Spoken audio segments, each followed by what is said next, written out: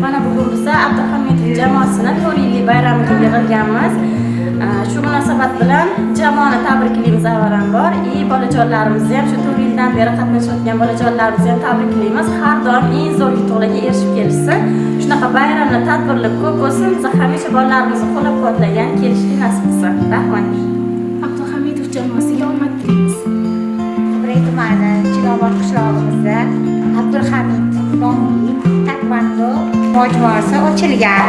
Bu bizning nabiralarimiz shu yerda qatnashib 4 yildan beri qatnashib kelishyapti. Qibrayga, Chinoboddagi butun yig'ilishlarimizga hammasida yig'ilib yaxshi musobaqalarga erishib kelishyapti.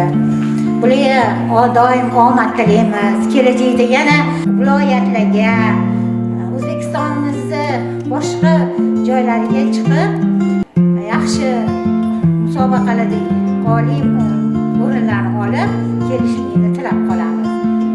Omad tilaymiz.